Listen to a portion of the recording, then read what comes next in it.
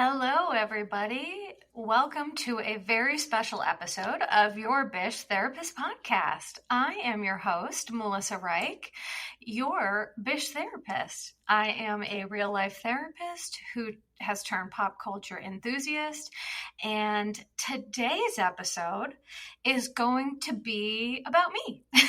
um, after I just did so many episodes about ego and all of that, I'm just kidding. It is going to be about me, but what I'm going to share with you today is I have had some very, very traumatic experiences, but from those experiences have come some of the most amazing experiences of my life. And specifically, some of you are aware, those who have been following me for a while on Instagram, that I am a two-time cancer survivor. So my first cancer, I was 17 years old, and I was sick for a long time. I'll tell the story, but through that cancer, because I was 17 years old, I got to make a wish through the Make-A-Wish Foundation, and I met the cast of Friends. And this was in 1999. So, oh my gosh, by the way, my niece, she's 17. She's the most beautiful, wonderful human being. But when I told her the story, she said, oh, the 1900s. I'm like, oh, give me a break. So yes, in the 1900s, when Friends were of their peak popularity, I was able to make a wish and I met them. And through that, I also got to visit LA. I got to meet the cast of ER and West Wing. And it just, is the most amazing story. So I'm going to share a little bit about my cancer history. For those of you who are dealing with certain situations, in addition to being an ally and an advocate in all ways to marginalized communities, people with cancer and survivorship, I'm also a huge ally and advocate for them as well. I'll share some maybe health advocacy tips and discuss a little bit about how to move forward despite some really challenging traumatic circumstances. Part of this podcast is me wanting to share my experience, strength, and hope with you all, because I believe that, surviving cancer and, my other health issues, I believe that I need to use things that have happened to me for good. That's just my morals and values. And so that's what we're going to do today. So what I'm going to start out by sharing is that when I was 17, as I mentioned, I actually born and raised in a suburb of Chicago, Illinois called Downers Grove. So shout out to anyone in the Downers Grove greater area that's listening to this. I lived there from birth until I was 17 years old. And then my dad got a job transfer, and we moved to Sugarloaf, Pennsylvania, which is as small as it sounds, when in the middle of my high school career. Okay. So I did my freshman, sophomore year in Downers Grove, at Downers Grove South. Shout out Mustangs. And then I did my junior, senior year in Hazleton area high school. The culture shock was wild because, I grew up among a lot of, diversity and culture, and did not really get to experience that a lot when we moved to Pennsylvania. And, switching schools like that in the middle of your high school career was torture. It was so awful. In junior year, you have your friends. You don't want to make new friends. It's like a whole thing. And the area that I live in now, it's a little bit cliquey. So, I was definitely an outsider, and I thought that was hard. And then as soon as we moved, I started feeling sick. I started, developing a lot of symptoms, and, it turned out, to be ovarian cancer. So what I want to do is share some of the symptoms just to, for those of you listening, I think women, we need to be specifically women, we have to be our own best advocates for our reproductive health, because what I have experienced in the last 22 years since this time, I'm 42 now, I have had the most horrible mistreatment from OBGYNs or gynecology oncology, both male and female. I've had some of the most horrific, invalidating, inappropriate experiences. And unfortunately, women's health there's a huge gap in terms of education and, humanity. And, so the point is that by the time I was diagnosed, my symptoms were so bad. I had been sick for so long and nobody listened to me, that by the time it was diagnosed, there were doctors that wouldn't even agree to treat me. My parents took me to Hershey Medical Center and they recommended hospice. And so thankfully my parents were like, I don't think so. They took me to Penn Medicine, which is in Philadelphia, and Penn Medicine saved my life. They also believed that, by the time my cancer was discovered, it was ovarian cancer. There's 4 stages, 1, 2, 3, and 4. And within those 4 stages, there's A, B, C, and D. I was stage 3, C, and D when I was diagnosed, and 4 is terminal. And so it was, the reason I'm sharing this is that I knew for a long time that something wasn't right. But because I was 17, my mom would take me to doctors and they'd say, well, she's stressed. You guys just had a big move and she's a teenager, so she's probably not eating correctly. And I was advocating for myself, but nobody listened. So unfortunately, things got worse and worse. And one day my belly button, which is an innie, it started to poke out. And at the time, growing up, I was naturally thin, but at this time I weighed about 80 pounds and I looked like I was dying. So what happened, the tumor got so large that it was pressing on my belly button. And that is how I was eventually diagnosed. And that's why it was so late. And keep in mind, this was in 1998. There has been amazing medical technology since then, and especially with cancer. But this was at a time where this was a death sentence. And so my parents, because of, the severity of it, they had contacted the Make-A-Wish Foundation. And the Make-A-Wish Foundation, granted, they were like, yes, you get a wish. It was, the wildest experience of my life, and getting to pick what I got to do was so insane. I had so many different ideas. Of course, as a teenager, I thought, well, I should go on a shopping spree. And thank God someone talked me out of that, because they're like, who cares about clothes? You can shop anytime. And at the time, Friends, as I mentioned, was really, really huge. And I was undergoing chemotherapy. I had tons of surgeries, port implantation, surgery after surgery. It was just a year of just a lot of really hard stuff. Again, being 17 years old, not knowing what to do with it. I was new in high school. It was just kind of, really challenging. So watching Friends kind of helped get me through, the tough spots and, the sickness and all of that.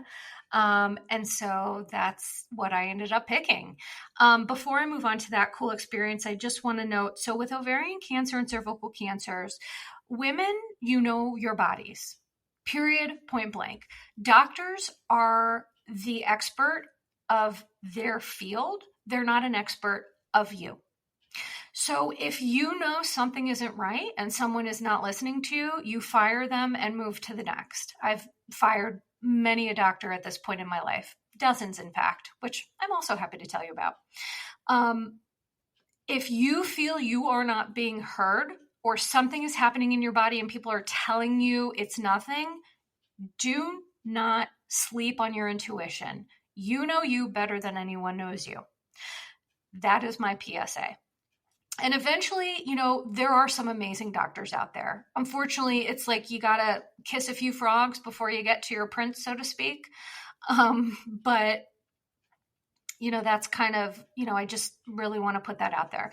And the second thing I want to put out there is please be aware of the signs with cervical and ovarian cancers, bloating, constipation, diarrhea, your whole GI system and your whole abdomen, are impacted and having symptoms. So if you are experiencing a symptom right now, please get it checked out, because I promise you, knowing is better than not knowing, and being able to be proactive and saving your own life is pretty cool. Take it from me. I've done it twice. The second cancer is one that I'm dealing with now currently. So when I was 35, I was diagnosed with a secondary cancer called chronic lymphocytic leukemia and lymphoma. Lucky for me, this cancer is a real stage 4 clinger, but it's kind of my dark humor. I have developed a very dark sense of humor through this whole thing, and that keeps me going. So I'm sorry if that offends you, but for me, it's, it helps. So a chronic cancer is essentially one of those that's kind of with you for life. For me, so the first cancer I did chemotherapy, surgeries, and the like. This cancer is more slow growing, but I had a kind of a more aggressive form of it. And currently, I'm undergoing immunotherapy treatment, which I've been doing since the pandemic. Going through my second cancer diagnosis and treatment during a pandemic was the most horrifically scary thing of my life, and created a lot of trauma and a lot of, mental health issues and things like that. Again, the reason I'm discussing this and bringing it all up is I want people listening to this and watching it, by the way. For those of you who are listening to this, there's also a video on YouTube. I'm going to show some old pictures and things like that. I will also post these on my Instagram page. So don't worry if you can't see the video, you're not missing anything. But please go to YouTube, Your Bish Therapist channel, and subscribe. So my CLL, during the pandemic, it was really hard. My doctor said, we don't understand anything about this virus. It will probably kill you. So stay in the house. My husband was terrified. I was terrified. Masks somehow were political, which don't even get me started on that. But I had already lived through a near-death experience, and now here I am going through another cancer during a once-in-a-lifetime pandemic. I mean, it was just horrible. It was horrifying. It kind of put me into a really significant depression, which I talked about on my Instagram page. I developed, a complex post-traumatic stress disorder. I developed depression, and my depression became so severe that for the first time in my life, I couldn't see a way out. I didn't see the light at the end of the tunnel. I thought that this was just the way that my life was going to be, alone and isolated and sick in a house. And to be clear, I did the most difficult trauma work of my life during the pandemic, because I knew that this was either going to kill me or I needed to get out of this and make sure I could never go back specifically to the place that I was in. So I found an amazing therapist. I've had therapy on and off for a long time, but finding your true fit in therapy can sometimes be a challenge. All therapists have different personalities, and if you're in therapy right now, great. And if you feel, there's a little bit of an issue, well, I think that's something that should be addressed and talked about. I think ultimately getting to somebody who feels like a good fit for us is really important, because we're not going to feel safe to do the work if we don't fully trust the person. So I found a really great therapist who we both just dug in, and I did the hardest work of my life for 2 years. I thought, this is never going to get better. It was just the hardest time of my life. And then one day I just walked outside and I saw rainbows and butterflies. And, it sounds very cliche, but the storm had passed. And I come out now on the other side of it, feeling, healing is linear. It's a process. It kind of goes, up, down, all around. But for me, healing really significant trauma wounds that I'm not going to be specific on because this isn't my therapy, but it set me up for success. But the pain of going through it, I felt like was going to kill me. So if anyone who's listening to this or watching it right now feels, if you're either afraid to get therapy or you're in the midst of it and you feel like it's not helpful, hear what I'm saying, because I want to share my experience, strength, and hope in that it can get better. It will get better. It does get better. And unfortunately, there's no other way out than through. I think it's a very human experience to say, I don't want to deal with this pain. Especially for me, it had been years and years and years of unresolved trauma and pain. And, it's human nature to say, I don't want to do this. But the only way out is through. And I was afraid that would kill me, but I promise you it won't. And you'll get through it. The one thing that I really want to share is that I never considered that some of my best days were ahead of me. I literally never considered that. When I was like in the peak of my depression and I had these like dark shaded glasses on and it was just like, ugh. I never ever considered that my best days, some of them are ahead of me. And look, here we are talking to each other, listening to each other, without healing and moving forward, I wouldn't be doing this. And, so for me, it is about paying it forward, but it's also just about giving people listening to this hope that I promise it, just keep hustling, keep working. It gets better. And some of your best days are ahead of you. So please don't forget that. Now on to the fun stuff. Meeting the cast of Friends in 1999 during the peak of their popularity was the wildest experience of my entire life. So first I'll start with, I had a wonderful, and I forget his name, I had a handler, that's what they called them, like a Make-A-Wish handler who was, in LA, and he was taking us to restaurants and, to the sound studios, to Warner Brothers and things like that. So I got to see, the sound studios for Friends, ER, and West Wing. Personally, I loved all those shows, and a lot of those actors have gone on to do really amazing things as well. And no, I didn't get to meet George Clooney. By the time that I'm at the cast of ER, I did meet Noah Wyle, and I do have a picture with him. I'm going to show people who are watching the video right now. I'm going to show you, but I'm also going to post this on my Instagram. So this is a picture of me with Noah Wyle, a little baby Melissa, who basically had like no hair because my hair had just grown back from chemotherapy. So I have like peach fuzz. But fortunately, I'm cute and I pulled it off. So hooray for me. Hooray for confidence. So no, I didn't get to meet George Clooney, but I did meet Noah Wyle and some other really cool people. Initially, I was only supposed to be at the not the taping of Friends. They were doing their, whatever the professional term is for it, the run through, the practice. I'm sorry, I'm not an LA person. I don't know. They were doing their run through, and I was watching that.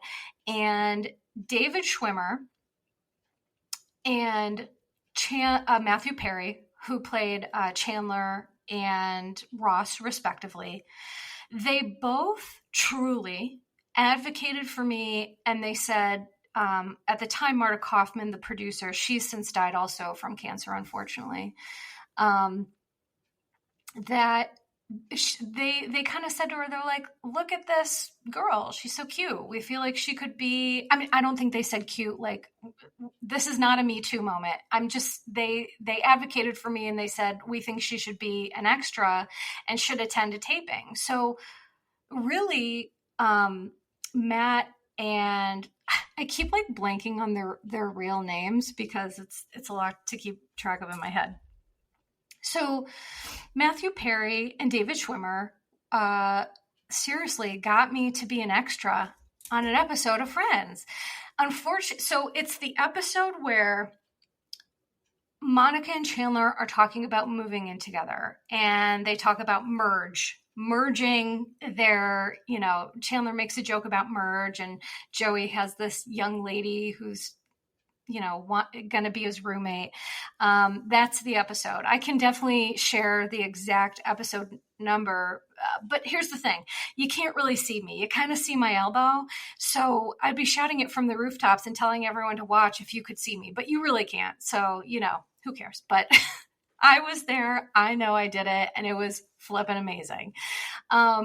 Being an extra for me was wild because as a regular person, I know nothing about how Hollywood works. But, when you're sitting in Central Perk, you're supposed to act like you're talking, but for sound purposes, you need to not be talking. So essentially you're just sitting next to some random person, pretending to have a conversation, pretending to drink your coffee, but you had to be careful about putting it down because of the sound, the powerful microphones. You couldn't shake your sugar. So they wanted you to act and be a part of the background, but very, very quietly. So that was super interesting. Being an extra in a scene at Central Perk, like, hello, life made. That was amazing. And, what was so amazing is that after the scene, David Schwimmer stands up and gives me a thumbs up and comes over and says, "You did amazing," and gives me a hug. What? So sweet. So to this day, if anyone who is listening to this knows David Schwimmer or Matthew Perry or can have them hear this, please forward this along, because truly I've just always wanted to thank them. I feel that when there are people who go out of their way to do little things for you, in this case, it wasn't little, but it just made all the difference in the world. And they were just good humans. Like, they didn't have to do any of that. And I just am so grateful and thankful. So, I've always just wanted to pay it forward, but they're such big celebrities that it's impossible to get any messages to them. So I just had, and then so after that, I met with the entire cast in Monica's living room. What? Sitting on the couches in Monica's living room, meeting with the entire cast. And there were some great moments, and then there were some real disappointments. So I'll share all that with you. So as I mentioned, Matthew Perry and David Schwimmer were just magical humans. Matt LeBlanc at the time, and this is how long ago this was, he made some funny comment about how I had such a beautiful name, which Melissa, it's like one of the most basic B names on the planet. Every kid in the 80s was named Melissa. There were like 8 Melissas on my block. Anywho, I digress.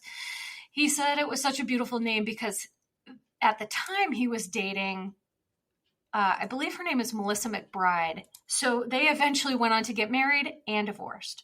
And they are now divorced. But I thought that was very interesting. So Matt LeBlanc kind of brought it back to himself, didn't have a lot to say.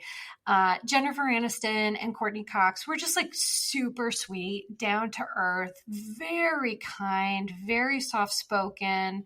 Specifically, Jennifer Aniston. She was just, you could just tell she has like an amazing energy about her, and she's just like really sweet and lovely. And so was Courtney.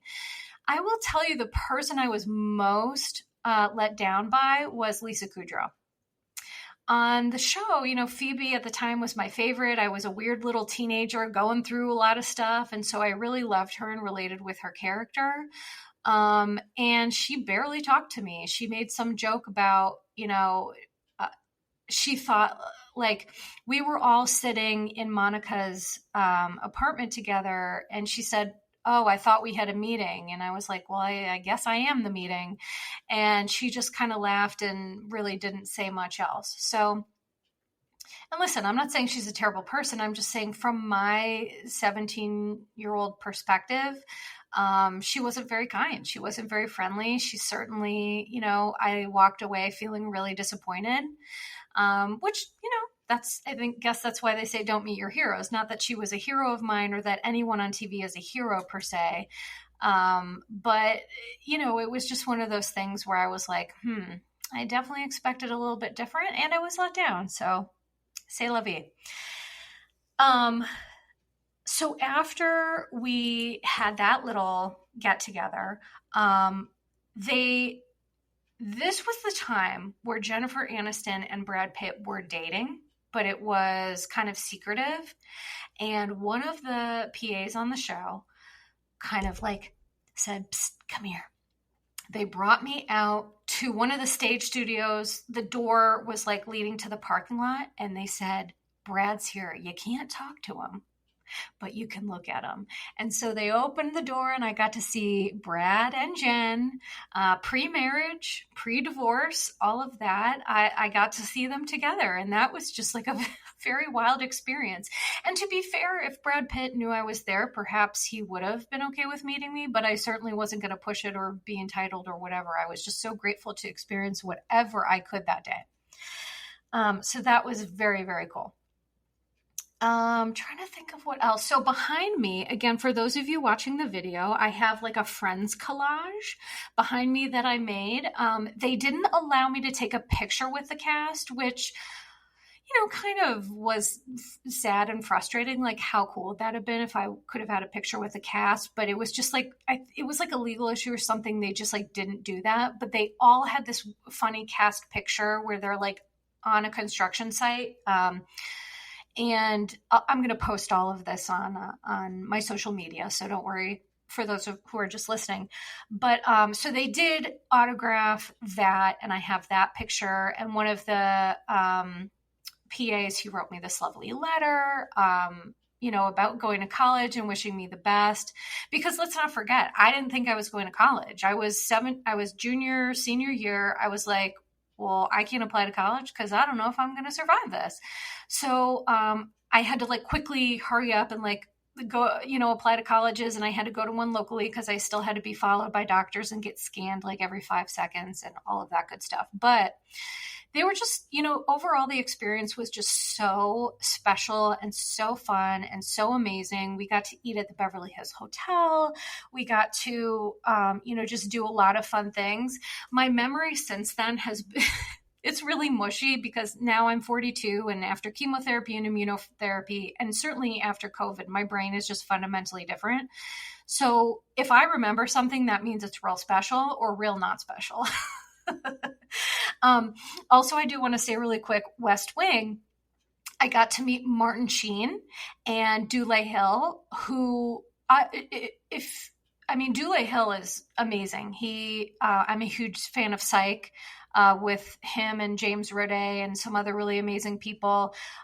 So getting to meet him and Martin Sheen, I'm sorry, I definitely didn't meet Charlie Sheen. Martin Sheen was so kind.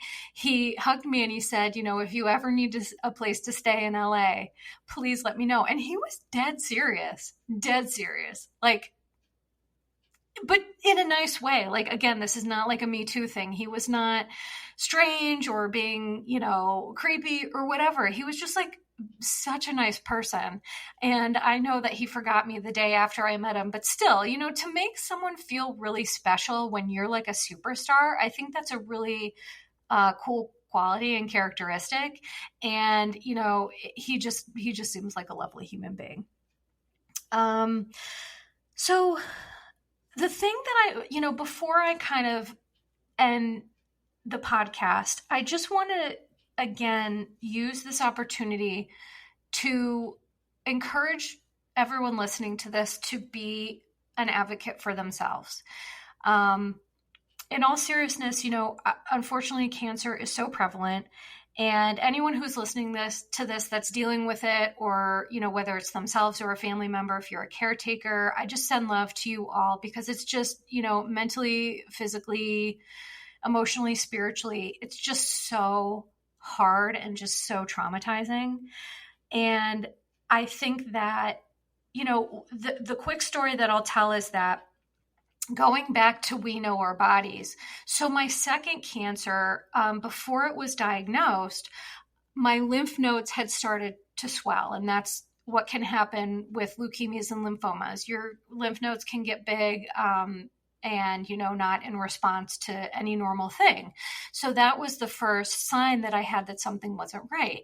And at the time, this is irony here, I had an oncologist gynecologist. So for people who have cervical cancers, ovarian cancers, cancers of the reproductive system, you must see an oncologist who specializes in gynecology. That's just how it goes.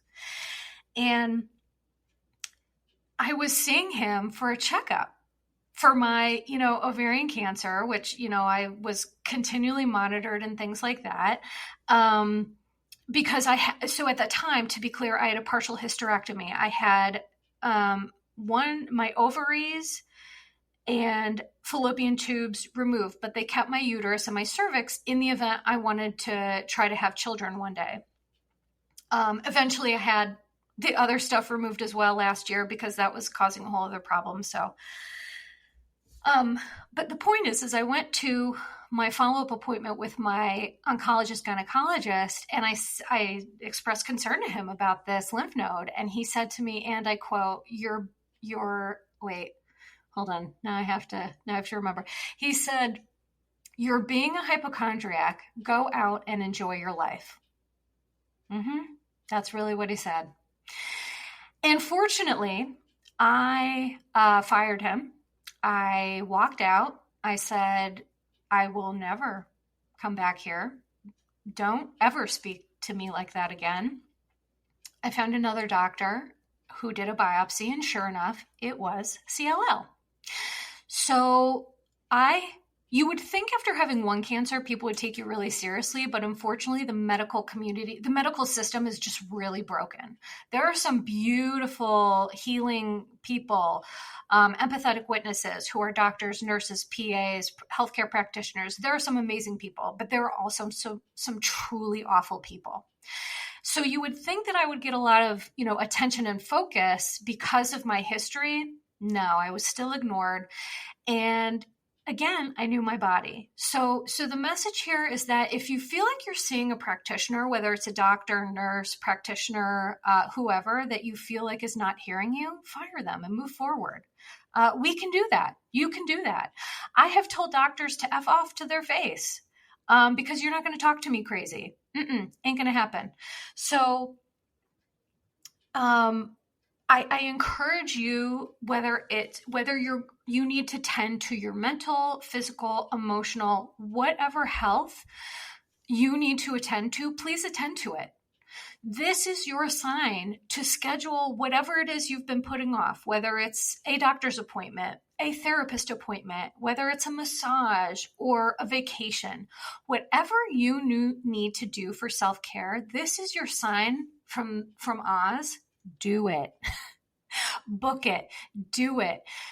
Not knowing and not getting treatment, but just being in pain is not a good way to live. Like, I think sometimes as humans, we just deal with so much crap, and it's like, it doesn't have to be that way. Healing is possible. Growth, recovery, it's all possible. And I promise you can all get there. So this is, just a little bit about me, a little bit of a PSA, a little bit of advocacy for myself and for everyone listening. And I hope that you all found this interesting and not horribly boring. But thank you so much for listening, for being empathetic witnesses to my story, for, hearing the things that I've been through. And, every once in a while, I'm happy to do an episode like this where I share a little bit more about me, although this won't be the norm. Because let's face it, there's too much other super juicy stuff to talk about. So what I'm going to do is for now say thank you for listening. And the next episode is going to cover I'm going on vacation. I'm going back to where I grew up and meeting with some of my childhood friends and having a family reunion. So I'll share a little bit about that when I get back. And for now, I'm going to get into all that legal stuff. So here is the disclaimer. Posts are not intended to diagnose, treat, or provide medical advice. Your Bish Therapist is for entertainment and informational purposes only. The podcast, my opinions and posts are my own and not associated with past or present employers, any organizations, Bravo TV, Grey Heart Productions, or any other television network. The information in YBT podcast and on its social media is provided for general informational purposes only and is not intended to diagnose or treat. Please do not act or refrain from acting based on anything you read, see, or hear on YBT podcast or associated social media. Communicating with your Bish Therapist via email and or social media does not form a therapeutic alliance. Melissa, operator of YBT, is unable to provide any therapeutic advice, treatment, or feedback. Whew, that's a big one. Thank you so much, and I look forward to seeing y'all later. Take care.